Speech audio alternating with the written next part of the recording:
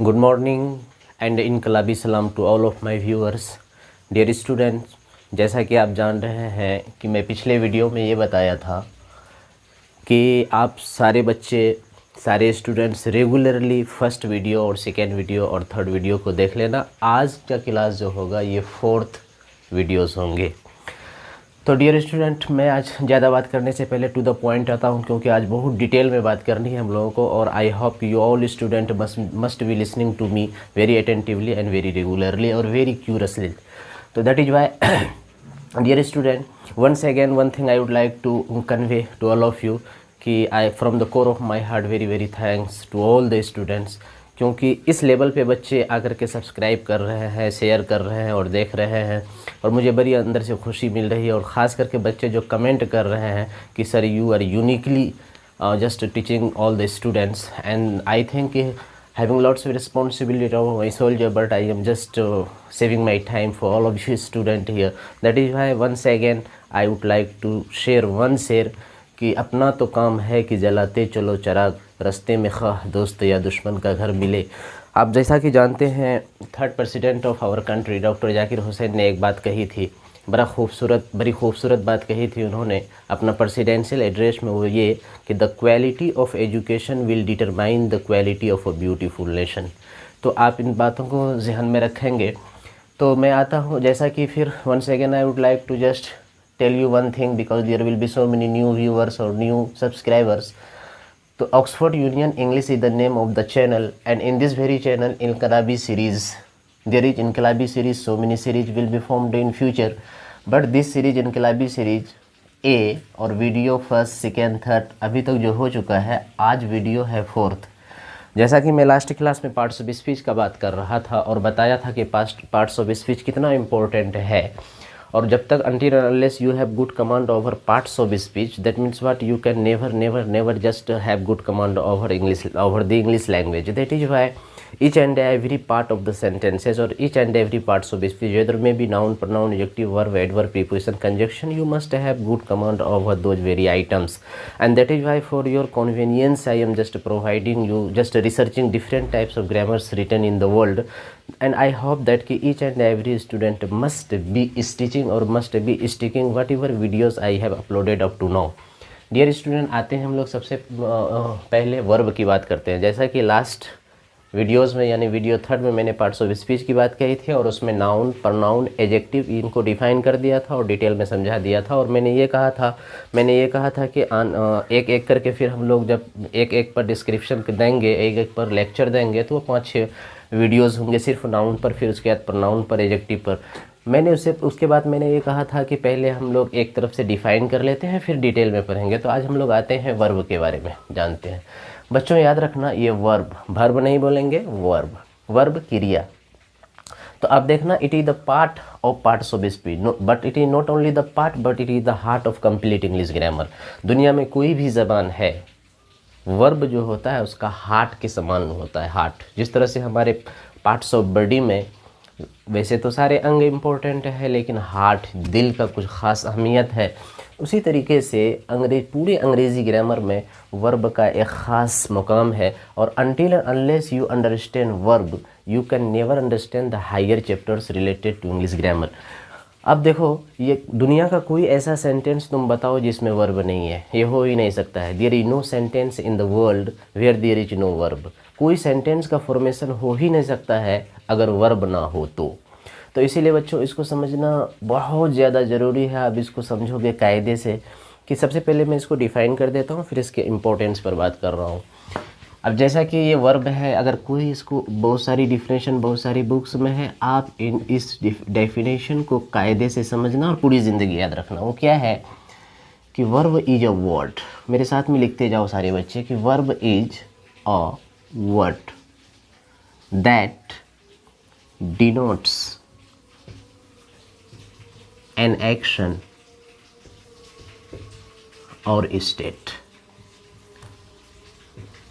याद रखना बच्चे कि वर्ब इज अ वर्ड, ये एक ऐसा पार्ट्स ऑफ स्पीच का एक ऐसा हिस्सा है, यानी verb is a word that denotes an action. यही इंपॉर्टेंट चीज़ है, इसको याद रखना है कि दैट डिनोट्स एन एक्शन, जो एक्शन को बताता है, ना सिर्फ एक्शन को बताता है बल्कि स्टेट को भी बताता है। फॉर एग्जांपल देखेंगे हम लोग, जैसे बोलेंगे कि सी स्पीक्स इंग्लिश वेल। फिर देखेंगे आई एम 20 years ओल्ड। अब गौर से देखना बच्चे, यहाँ मैंने ये स्टेट है, ये राज्य वाला स्टेट नहीं है, ये स्टेट का मतलब यहाँ पे है अवस्था को बताता है। जैसे इंसान 3 स्टेट से गुजरते हैं, बचपन, जवानी, बुढ़ापा, तो ये स्टेट है, अवस्था है। तो अब देखना ये क्या कह रहा है कि verb is a word that denotes an action, जो एक्शन को बताता है या फिर स्टेट को बताता है। एक्शन क्या होता है इसको समझना कि बच्चे हम कोई भी काम करते हैं तो वो एक्शन है, और कोई भी काम चूँकि करते हैं और करना लफ्ज़ जो है वो वर्ब है। तो वर्ब है क्या, इसको सिंपली आप समझें कि एक ऐसा शब्द है जिससे ये पता चलता है कि किसी काम का होना या करना या वजूद में आना। चूँकि ये अंग्रेज़ी में डेफिनेशन है कि verb is a word that denotes an action और स्टेट। वर्ब एक ऐसा शब्द है जो एक्शन को बताता है या स्टेट को बताता है। ये डेफिनेशन को याद रखना बच्चों। अब देखो यहाँ पर अगर Hindi with the help, because we all are Hindustani, that is why I think with the help of Hindi you could understand it well. अब मैं हिंदी में 2 बात बताता हूँ, इसको समझना, और ये फिर इसको समझने में बहुत ही कन्वीनियंस महसूस करोगे कि 2 कंडीशन है कोई वर्ब होने में। पहला कंडीशन ये है, सबसे पहले एक बात को समझो कि वर्ब जो है, तो याद रखना कि हिंदी और उर्दू ज़बान में जितने भी लफ्ज़ हैं, हिंदी और उर्दू ज़बान में जितने भी अल्फाज हैं, लफ्ज़ हैं, वर्ड है जिसके आखिर में ना आता है, तो पहला कंडीशन क्या हुआ, जिसके आखिर में ना आए। और दूसरा कंडीशन ये है कि चेंज इन फॉर्म, और जिसके रूप में, शक्ल में परिवर्तन हो। तो समझना इसको, जैसे हम बोल रहे हैं कि सी स्पीक्स इंग्लिश वेल, अब यहाँ पर बोल रहे हैं आई एम 20 years ओल्ड। ये दोनों को मैं बाद में समझाता हूँ, पहले इसको समझना कि कोई भी हिंदी और उर्दू में कोई भी लफ्ज़ जिसका आखिर में ना आए, जैसे खाना, पीना, सोना, लड़ना, मरना, झगड़ना, देखना, पढ़ना, पढ़ाना, नफ़रत करना, मोहब्बत करना, तो कोई भी लफ्ज़, जैसे कोई एक लफ्ज़ ले लेते हैं पढ़ाना, और इसको अंग्रेज़ी में बोलते हैं टीच। तो ये लफ्ज़ जो पढ़ाना है, तो हमने क्या कहा कि कोई भी हिंदी और उर्दू के लफ्ज़ जिसके आखिर में ना हो, तो पढ़ाना ना आया, सोना, पढ़ना, पढ़ाना, खेलना, बैठना, उठना, दौड़ना, तो कोई भी हिंदी का अल्फाज जिसके आखिर में ना आए और उसके शक्ल में परिवर्तन हो। दूसरा कंडीशन क्या है कि उसके शक्ल, चेंज इन फॉर्म, उसके शक्ल में परिवर्तन हो। परिवर्तन मतलब तब्दीली हो, चेंज यानी उसके रूप को अलग अलग तरीके से बयां किया जाए। जैसे पढ़ना से मैं ये बोल सकता हूँ क्या कि पढ़ता है, ये बोल सकता हूँ कि पढ़ रहा है, ये बोल सकता हूँ कि पढ़ चुका है, पढ़ रहा है। तो अब देखो कितना एक फॉर्म चेंजिंग हो रहा है। पढ़ाना से क्या बोल सकता हूँ मैं कि पढ़ता है, पढ़ाना से पढ़ रहा है, पढ़ चुका है, पढ़ेगा, पढ़ना चाहिए था, पढ़ा होगा। तो देखो कितना ये वर्ब, ये शक्ल चेंज हो रहा है। अब देखो यहाँ पे कि ये है पढ़ता है, ये वर्ब है, पढ़ रहा है, ये भी वर्ब है, पढ़ चुका है, ये भी वर्ब, पढ़ना चाहिए था, वो भी वर्ब है, पढ़ना चाहिए था, इतना का इतना वर्ब है। इसलिए कि रबर को जितना भी फैलाएं तो वो रबर ही कहलाएगा ना, इसीलिए पढ़ाना तो वर्ब है। अब यहाँ पर अगर ऐसा ये शब्द को यहाँ पर हम, ये तो पढ़ाना था, ऐसा भी यहाँ हो सकता है वो पढ़ाता है, पढ़ा रहा है, पढ़ा चुका है। अगर यहाँ पर जैसे कि ये पढ़ता है तो यहाँ पर हमको लिखना चाहिए था पढ़ना। अब देखो यहाँ पढ़ना तो पढ़ता है, पढ़ रहा है, पढ़ चुका है, पढ़ा होगा, पढ़ना चाहिए था। अगर यहाँ पढ़ना देते हैं तो ऑटोमेटिकली यहाँ क्या हो जाएगा जी, रीड हो जाएगा। लेकिन अगर यहाँ पर हम अगर पढ़ाना दें तो टीच। अगर यहाँ पर पढ़ाना देंगे तो आप अपना दिमाग अप्लाई करो कि यहाँ पर अगर पढ़ाना है तो यहाँ पर क्या हो जाएगा, पढ़ाता है, पढ़ा रहा है, पढ़ा चुका है, पढ़ाना चाहिए था, पढ़ाया होगा। तो अब देखो यहाँ पे कि हिंदी और उर्दू का कोई भी अल्फाज जिसके आखिर में ना हो, जैसे पढ़ाना, एक कंडीशन को पूरा किया। दूसरा कंडीशन ये कि उसके शक्ल में तब्दीली हो, यानी शक्ल में परिवर्तन हो, तो वो वर्ब कहलाएगा। एक डेफिनेट यानी ये एक्शन का पार्ट को बताया। तो जितना भी वर्ब होगा जिसके आखिर में ना होगा और उसके शक्ल में परिवर्तन होगा तो वो एक्शनेबल वर्ब कहलाएगा। और वर्ब चूँकि बहुत लंबा चैप्टर है, इसको बाद में हम लोग डिफाइन करेंगे, लेकिन वर्ब कुछ ऐसे वर्ब जैसे each, are, am, was, were, do, does, did, have, has, had, can, could, may, might, shall, should, there are 24 auxiliary verb, तो वो बाद में बताएंगे, जिसको 24 फ्रेंड्स ऑफ नोट भी कहा जाता है। लेकिन अगर इस सेंटेंस में देखें कि आई एम 20 ईयर्स ओल्ड, तो ये एम लफ्ज़ आ करके मेरा अवस्था को बताता है कि मैं आखिर कितने साल का हूँ। तो अगर 50 साल के हो तो वो भी आपके एक अवस्था है, 80 साल के हैं तो ये भी आपके एक अवस्था है, अगर आप 10 साल के हैं वो भी अवस्था है। तो ये लफ्ज़ एम जो है ये आपके स्टेट को बताता है, राज्य नहीं बल्कि अवस्था को। तो ऐसा वर्ड जो एक्शन को बताए अथवा अवस्था को बताए उसको वर्ब कहते हैं। अब फिर ये वर्ब चैप्टर पर हम लोग डिटेल से इसका स्टडी करेंगे। क्यों कि among all the parts of speech, among all the parts of speech, verb is supposed to be the most part, because it is sometimes some grammarians have said about this that it is the heart of complete sentence or complete English grammar. That is why special attention must be paid over the item that is verb. So in detail later on I will just explain to a great extent so that at that very time you could understand well. अब आते हैं हम लोग थोड़ा adverb पर।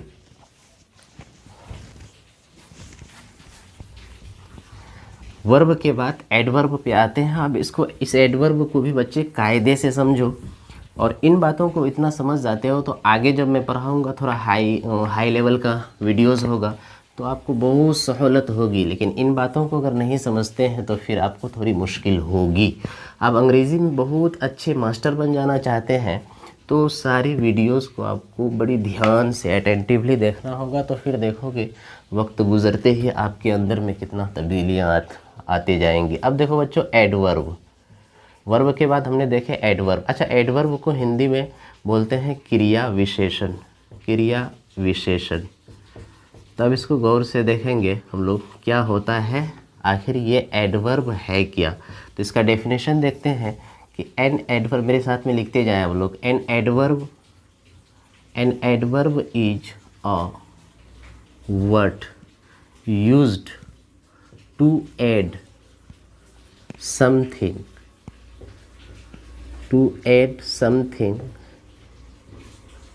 in the meaning of a verb, adjective, adverb and sometimes it qualifies whole part of the sentence.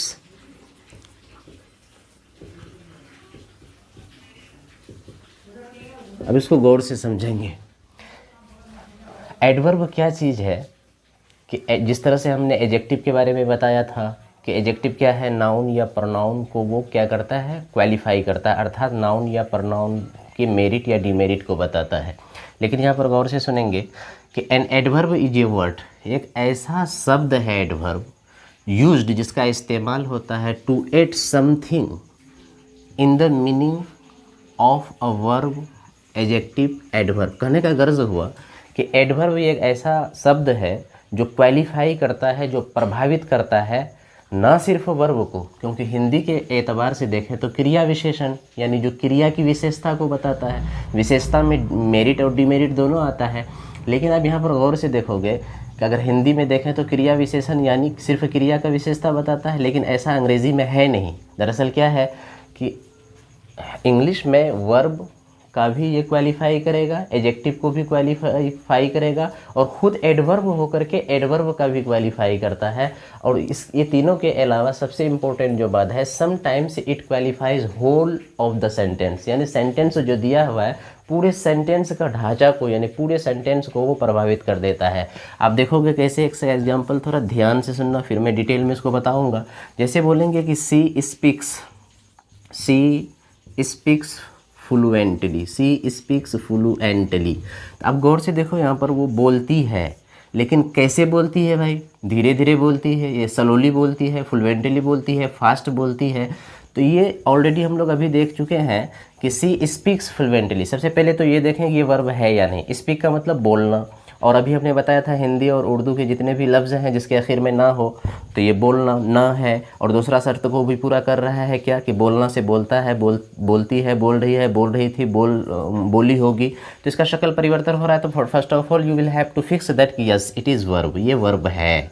अब देखो तो वो बोलती है तो कैसे, अगर हम बोलेंगे वो बोलती है स्लोली तो पता चल रहा है कि वो बोलती है यार लेकिन स्लोली, तो वो लफ्ज़ इसको प्रभावित, या फिर वो सी स्पीक्स फ्लुएंटली, वो धाराप्रवाह बोलती है।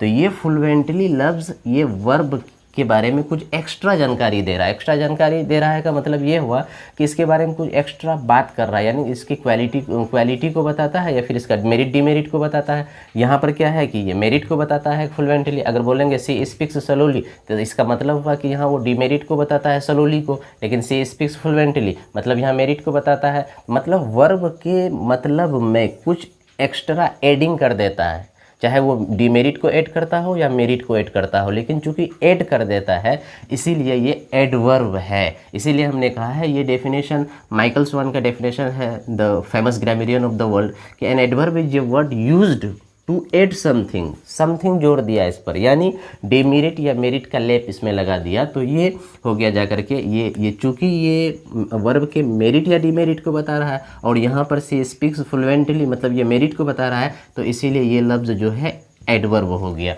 अब फिर अब देखते हैं ये तो वर्ब का किया, अब देखते हैं थोड़ा एडजेक्टिव का। जैसे मैं बोलूँगा कि she is very lazy, she is very lazy, तो सबसे पहले यहाँ पर देखें हमने बताया था एडजेक्टिव के बारे में, कि एडजेक्टिव के बारे में बताया था क्या, कि चाहे तो वो नाउन या प्रनाउन की खूबी या खामी को बताता है। ऐसा लफ्ज़ जो नाउन या प्रनाउन की खूबी या खामी को बताता है, यानी मेरिट और डिमेरिट को बताता है, तो ऐसे वर्ड को एडजेक्टिव कहते हैं। तो अब यहाँ पर देखें कि ये सी इज़ लेजी, और लेजी क्या है, अगर बोलें लेजी तो इसकी डिमेरिट या मेरिट का पता चल रहा है।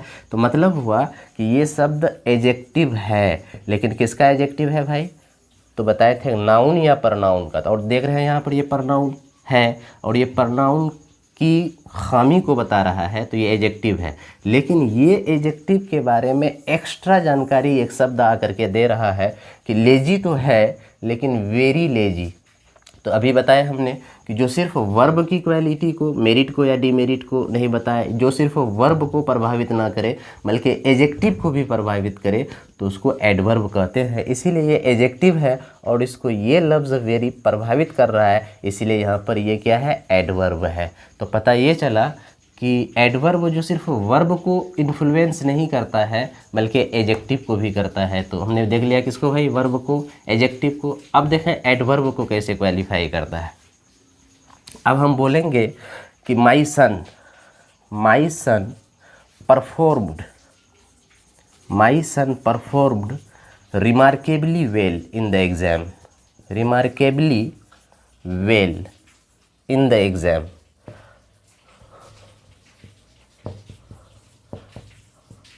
मेरा बेटा एग्ज़ाम दिया और बहुत अच्छे ढंग से, और यहाँ देखना रिमार्केबली वेल, यानी मेरा बेटा माई सन परफॉर्म्ड, जो उनका परफॉर्म रहा एग्जामिनेशन में बहुत ही अच्छा रहा, यानी वेल। तो अब यहाँ पर देखो कि माई सन परफॉर्म्ड, मेरा बेटा का प्रदर्शन बहुत अच्छा रहा या बहुत अच्छा किया। तो परफॉर्म्ड किया, लेकिन कैसा किया, तो वेल, बहुत अच्छा किया। मतलब ये वेल जो है एक यहाँ पे एडवर्ब है, यानी परफॉर्म किया कैसा, तो वेल। तो डायरेक्ट ये प्रभावित कर रहा है परफॉर्म लफ्ज़ को, तो ये क्या है, एडवर्ब है। तो अब गौर से देखना कि my son performed remarkably well, तो अगर इसको जब तक छोड़ दें ये लफ्ज़ को हम रिमार्केबली, तो माई सन परफॉर्म्ड वेल, तो मेरा बेटा का जो परफॉर्मेंस रहा या जो परफॉर्मेंस किया तो वो क्या किया, वेल। तो अब देखो कि ये लफ्ज़ वेल जो है ये डायरेक्ट प्रभावित कर रहा है, इन्फ्लुएंस कर रहा है परफॉर्म लफ्ज़ को, यानी वर्ब को कर रहा है। तो अब यहाँ पर पता ये चला कि वेल, तो मतलब ये वर्ब का मेरिट को बता रहा है, तो ये एडवर्ब है, यानी इस लफ्ज़ को क्वालिफाई कर रहा है कि परफॉर्म्ड वेल, तो ये एडवर्ब है। लेकिन अब थोड़ा सा गौर से देखें कि परफॉर्म किया कैसा, तो वेल, सिर्फ वेल नहीं, रिमार्केबली वेल, यानी विशिष्ट ढंग से, अच्छा से तो क्या, लेकिन कैसे अच्छा से, तो रिमार्केबली वेल या ब्रिलियंटली वेल। तो ये लफ्ज़ जो है रिमार्केबली खुद एडवर्ब का को क्वालिफाई कर रहा है और बड़ी ताकत से कर रहा है और बड़ी इम्फेटिकली कर रहा है कि रिमार्केबली वेल, तो ये भी एडवर्ब है। तो पता ये चला कि एक एडवर्ब सिर्फ वर्ब की को क्वालिफाई नहीं करता, सिर्फ एडजेक्टिव को क्वालिफाई नहीं करता, बल्कि वो खुद एडवर्ब होकर के एडवर्ब को भी क्वालिफाई करता है। तो इसको ध्यान से रखें। एक बार एक एग्जामिनेशन था, उस एग्जामिनेशन में शायद बिहार का ही कोई एग्जामिनेशन था, उसमें ये पूछा था कि एक ऐसा सेंटेंस बताएं, एक आप लोग भी इसको याद रखो, each and every student, I request you personally कि that you must bear this sentence in your mind, that is what if anybody will ask you question कि give a sentence where adverb qualifies adverb, तो क्या आप बताएंगे? इस तरह का sentence बता देना है कि जब खुद एक एडवर्ब खुद एडवर्ब को क्वालिफाई करता है, तो आप ये सेंटेंस बताओगे कि my son performed remarkably well in the examination, but if you have capacity to make to frame many sentences, तो there will be so many sentences. My mother performed brilliantly well in studies. तो इस तरह से भी आप sentence लिख सकते हैं। तो so many sentences can be framed where adverb qualifies adverb. Okay बच्चों, तो इसको अभी हम इसको हम इरेज कर रहे हैं, आप पाउच करके लिख लो सारे बच्चे। लेकिन एक बार और रह गया ना, मैंने एक ये कहा है कि qualifies whole of the sentences, यानी कभी कभी पूरे सेंटेंसेस को भी वो क्वालिफाई करता है। तो ये भी इंपॉर्टेंट है, इसको देखना। जैसे मैं बोलूँगा कि fortunately the girl was saved, the girl was.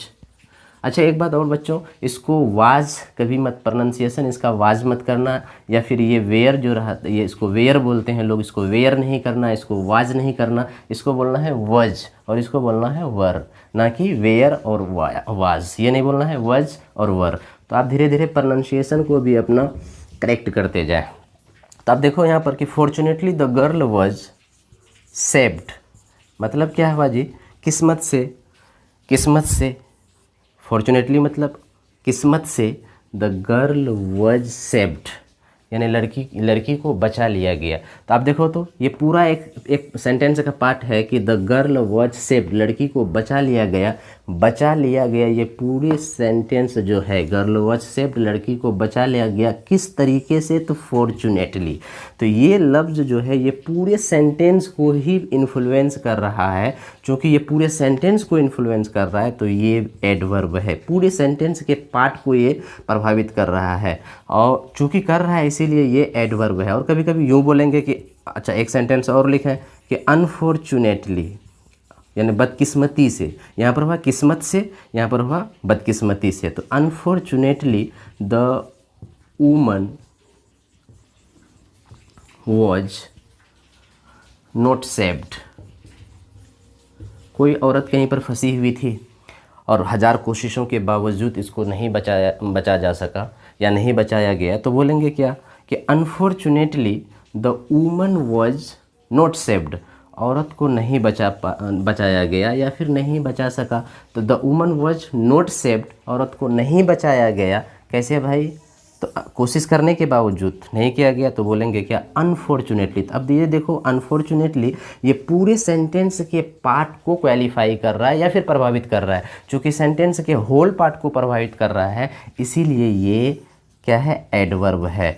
अब देखो आगे चल के अगर तुम लोग जब सारे बच्चे स्पेशली सारे स्टूडेंट जब तुम लोग लंबा सेंटेंस लिखोगे या फिर आगे चल के राइटर बनोगे, तो इस तरह का सेंटेंस, और एडवर्ब एक ऐसा चीज़ है कि अगर एडवर्ब का सही इस्तेमाल आपको नहीं आता है तो आप कहना कुछ और चाहते हैं, मतलब और हो जाएगा। इसीलिए right usage of adverb is very essential in any part of the sentences. You are writing an application or letter, or you are writing any novel, so if you don't have good command over adverb chapter, that means what? कि something is to be intended by you, but the meaning is going to be something. That is why I personally request each and every student, or my video must be watched or must be being watched by different type of teachers, or maybe from मैंने शुरू में बताया था कि from the student of 10th class up to the student of PhD level, whether maybe teachers, whether maybe academicians, each and every videos would be equally beneficial to all personalities watching my videos. That is why good command or good mastery or right application or right usage of adverb is very very essential in your life if you want to develop your mastery over the language, especially over the English language. That is why once again I personally request you all the student must develop the good command or mastery over adverb chapter. It will take in detail study, it will take 10 days, then only I could be able to just explain the whole chapter in detail. Or any examination from bank clerk up to UPSC level examination or different competitive examination where English is being asked related to this very chapter adverb, 5 to 6 questions will be asked. That is why each and every portion or each and every application and usage of adverb I would in detail explain to all the students. That is why later on I will just highlight that you must be benefited from it. Now next, अब देखो बच्चों हम लोग आगे बढ़ते हैं। सारे बच्चे वर्ब को समझ गए, एडवर्ब को समझ गए, थोड़ा प्रीपोजिशन के बारे में हम लोग देखते हैं। और बच्चे ध्यान देना प्रीपोजिशन के बारे में, आप लोग सारे बच्चे लिख लेना इन सारे सेंटेंस और रिवीजन करना बार बार। अब फिर कोई ग्रामर पढ़ने के आप खुद ग्रामरियन बन जाओगे। मैं I will try my best to teach you each and everything related to English language grammar, that means what, related to complete English grammar. There is no necessity just taking the support in any grammar book. I want to make you grammarian, okay. If you just very attentively listen all the point, so then automatically you will be a very fantastic or brilliant student related to English language and literature. Nobody can defeat you. तो अब यहाँ पर देखोगे बच्चों, सारे बच्चे ध्यान देना कि प्रीपोजिशन क्या चीज़ है। अब देखो ये वर्ड जो बना है प्रीपोजिशन, प्रीपोजिशन, देखो नाम से ही एक तुम समझ सकते हो ये क्या लिखा हुआ है, प्री और पोजीशन। पोजीशन मतलब स्थान और प्री मतलब पहले। तो वर्ड के एतबार से अगर इटिमोलॉजिकली अगर देखें तो प्री जो पोजीशन, प्री मीन्स पहले, पोजीशन मतलब स्थान। तो प्री पोजीशन, पहले जो पकड़े पोजीशन, पहले जो पकड़े पोजीशन कहते उसे प्रीपोजिशन। तो प्रीपोजिशन है। अब प्रीपोजिशन को हम सबसे पहले डिफाइन करते हैं कि प्रीपोजिशन इज अ वर्ड, मेरे साथ में लिखते जाएं आप लोग, preposition is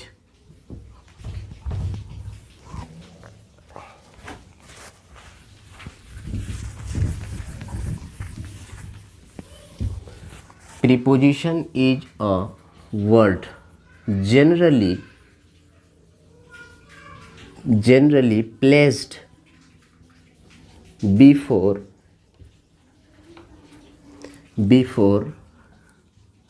a noun or pronoun to show its relation to other parts of a sentence. पहले इसको का एग्जाम्पल देख लेते हैं, फिर मैं इसको समझाता हूँ, गौर से समझ लेना ये प्रीपोजिशन को। जैसे बोलेंगे कि this house belongs to me. फिर एक सेंटेंस बोलेंगे आई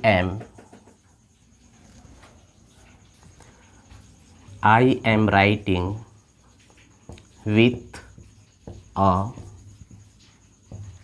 पेन। फिर मैं बोलूँगा my mother lives in Delhi. आप गौर से समझना इस डेफिनेशन को सारे बच्चे।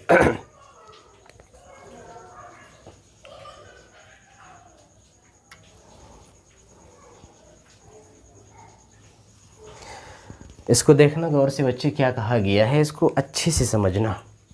और प्रीपोजिशन एक डिफ़िकल्ट चैप्टर है। एक ग्रामेरियन है माइकल स्वान, आप देख सकते हैं इसको, प्रैक्टिकल इंग्लिश यूसेज एक किताब है, इन्होंने लिखा है Michael Swan, the best grammarian in the world up to now, well established grammarian. तो उन्होंने कहा कि मैं ग्रामर की किताब लिख दिया, 50 साल तक मैंने different famous universities in the world में मैंने टीचिंग किया। लेकिन अभी तक मुझे भी प्रीपोजिशन में अच्छे से पकड़ नहीं हो सका। तो पता ये चला आप या so called teacher of English जो चैलेंज करते हैं मैं प्रीपोजिशन ऐसे पढ़ा दूंगा कि फिर ऐसा है नहीं दरअसल, ठीक है।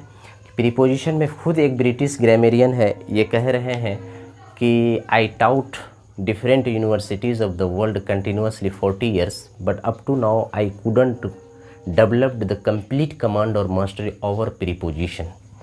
तो फिर हम लोग क्या है, तो लेकिन इतना है कि हम प्रीपोजिशन इतना एक टीचर को बोलना चाहिए, इतना प्रीपोजिशन पढ़ा दूंगा तुझे, फिर कोई भी किसी भी कम्पिटिटिव एग्जामिनेशन में तुमको दिक्कत और दुश्वारियाँ नहीं होंगी। लेकिन प्रीपोजिशन पर डेवलप अपना faculty of understanding related to preposition को समझने के लिए आपको मोर एंड मोर प्रैक्टिसेस की ज़रूरत है। और सबसे बेस्ट तरीका है कि आप ऑक्सफोर्ड डिक्शनरी को इस्तेमाल करते हैं और पूरी डिक्शनरी को अगर एक तरफ से अगर देख लेते हैं सारे वर्ड का कहाँ पर क्या है, तो ऑटोमेटिकली आप सारी बातों को समझ जाएंगे। लेकिन फिर भी जो एक बुनियादी बातें हैं और एक इतनी आनी चाहिए, तो मैं कोशिश करूँगा प्रीपोजिशन चैप्टर को जब अलग से मैं इस पर वीडियो बनाऊँगा, 5, 6, 7, 8, 10 वीडियोज़ हो सकते हैं, तो फिर आपको इतना कर देंगे कि एनी एग्जामिनेशन में कोई भी एनी कम्पिटिटिव एग्जामिनेशन में प्रीपोजिशन से रिलेटेड जितने भी सवाल आएंगे वो ज़रा बराबर दुश्वारी नहीं होगी, आप इजीली उसको सॉल्व कर लोगे। तो अब इसको देखें यहाँ पर क्या है कि प्रीपोजिशन इज ए वर्ड, एक ऐसा शब्द है generally placed before a noun और प्रोनाउन। मतलब प्रीपोजिशन एक ऐसा शब्द है जो आम तौर पर, लेकिन कि कभी एक सेंटेंस में और दे रहा हूँ यहाँ पर बात देखना कि विच class do you read in, which class do you read in. तो अब यहाँ पर देखना गौर से, इसको लास्ट वाले सेंटेंस को मैं बाद में समझाता हूँ, पहले इसको समझना कि preposition is a word generally placed before a noun और pronoun to show its relation to other parts of a sentence. मतलब जी प्रीपोजिशन एक ऐसा शब्द है जो उमूमन आम तौर पर प्लेस्ड, जिसको रखा जाता है बिफोर नाउन और प्रोनाउन, नाउन और प्रोनाउन से पहले रखा जाता है। क्यों रखा जाता है?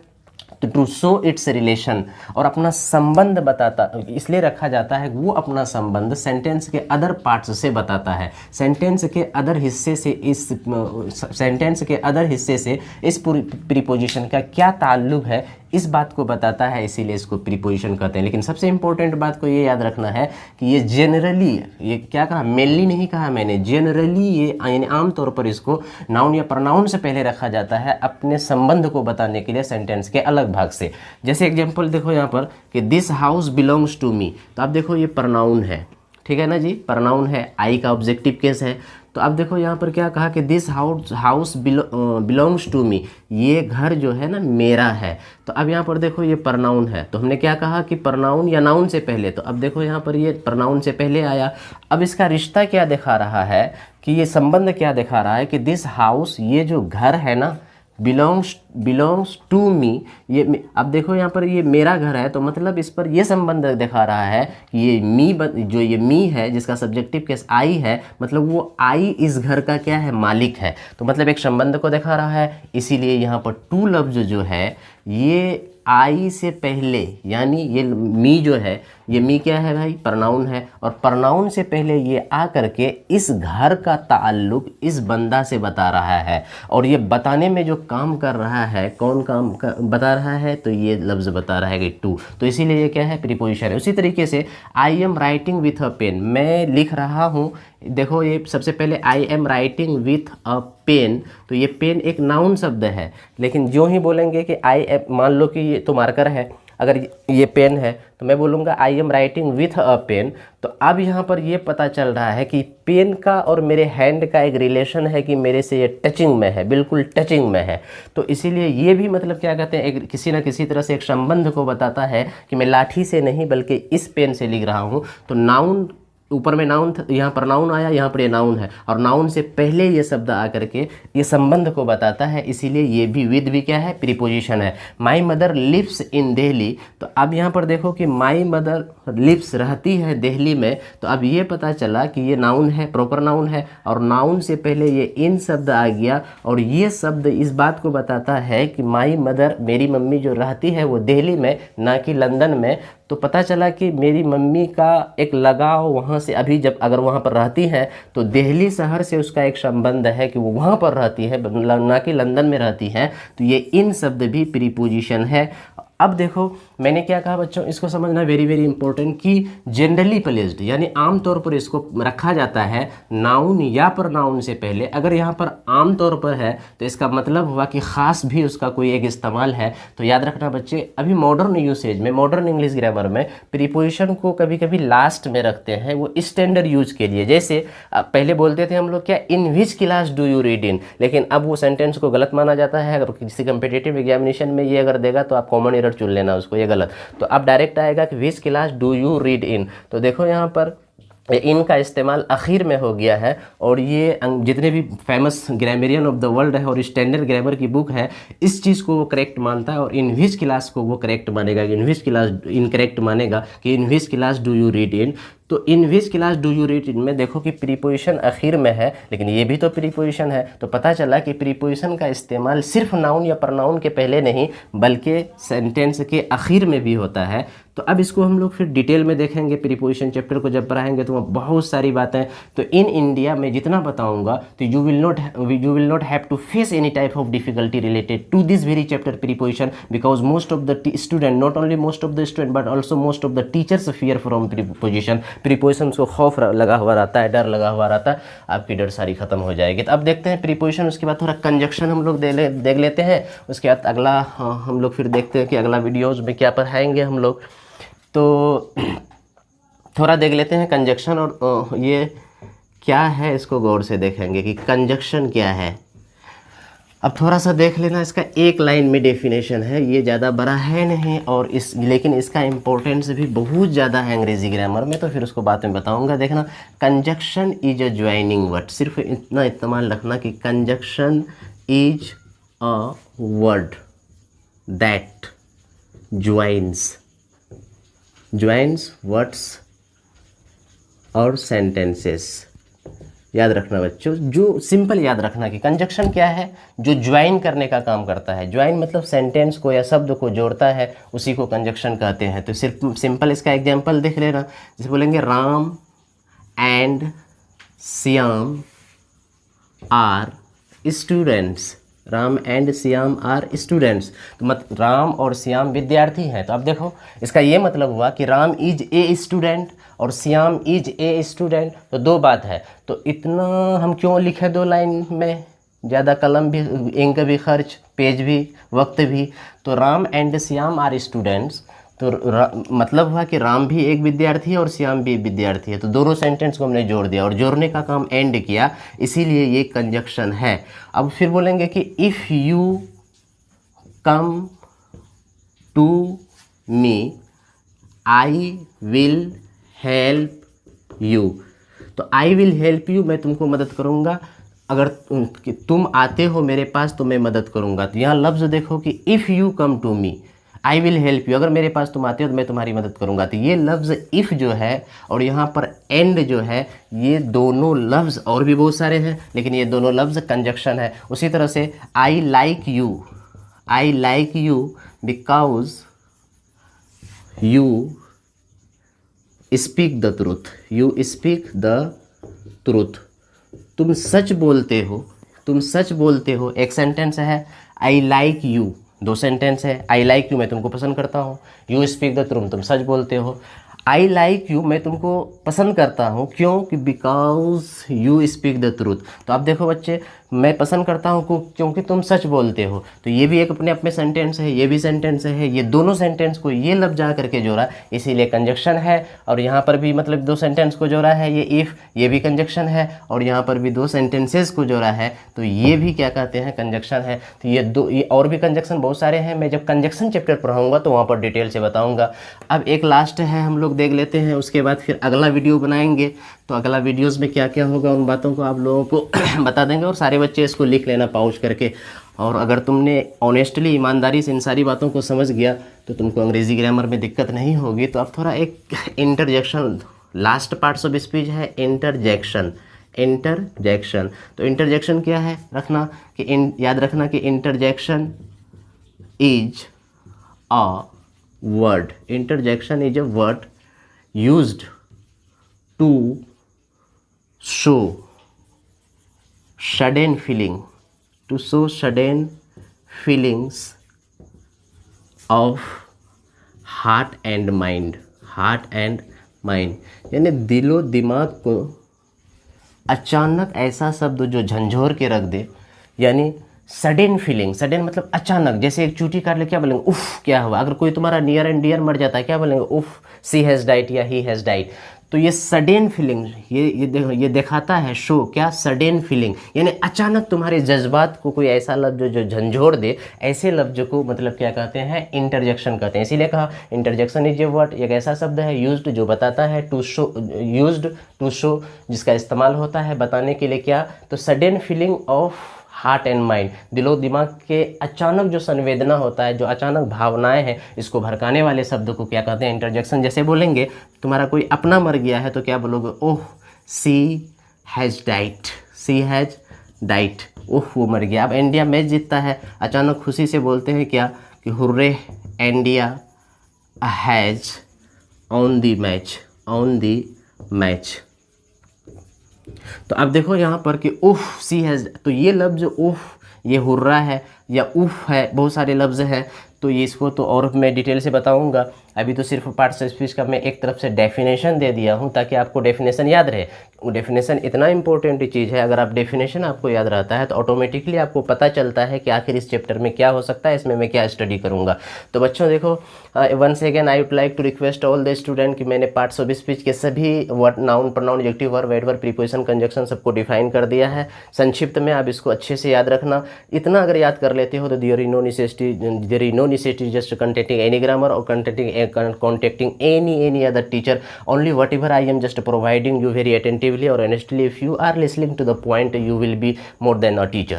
तो that is why dear student, once again I would like to say कि आप सारे बच्चों का, खास करके मैंने जितने भी बच्चे बहुत ज़्यादा तादाद में और नंबर में लोगों के साथ में सब्सक्राइब किया है और शेयर किया है और लाइक किया है, चूँकि और कमेंट इतना ब्यूटीफुल कमेंट्स लिखा है, तो अंदर से मुझे एक इंटरनल सेटिस्फेक्शन मिलता है और बड़ी खुश होते हैं। तो और ज़्यादा एनर्जी के साथ में, ज़्यादा मजबूती के साथ दूसरा वीडियोस को मैं तैयार करता हूं। और आप लोग सिर्फ मतलब और इस तरह से, क्योंकि आप लोग ने इतना किया है मेरे लिए, इसीलिए very thank from the core of my heart each and every student. I request you that कि you must keep up just watching all the videos, as you all are familiar that कि Oxford Union English is the name of the channel. In this very channel इनकलाबी series a video 4th, आज का video जो है ये 4th video. अब आप लोगों का 5th वीडियो नेक्स्ट, यानी 5th वीडियोज़ जो होगा, 5th वीडियोज़ तो ये होगा रिलेटेड टू, क्योंकि हम लोगों ने वर्ड को देखा है, फिर वर्ड जब मिलते हैं आपस में तो ये सेंटेंस बनता है। तो फिर हम लोग अब नेक्स्ट वीडियोस में हम लोग देखेंगे कि सेंटेंस आखिर क्या है, सेंटेंस का एप्लीकेशन क्या है, एक अच्छी अंग्रेजी बोलने के लिए सेंटेंस में कितना कमांड होना चाहिए, कुछ भी अंग्रेजी में स्कॉलर बनने के लिए, विद्वान बनने के लिए, until and unless you understand the different forms of sentences you can never be a talented student और talented teacher. That is why in 5th videos related to tense I will highlight to a great extent. So I request you each and every student keep on watching. Thank you very much.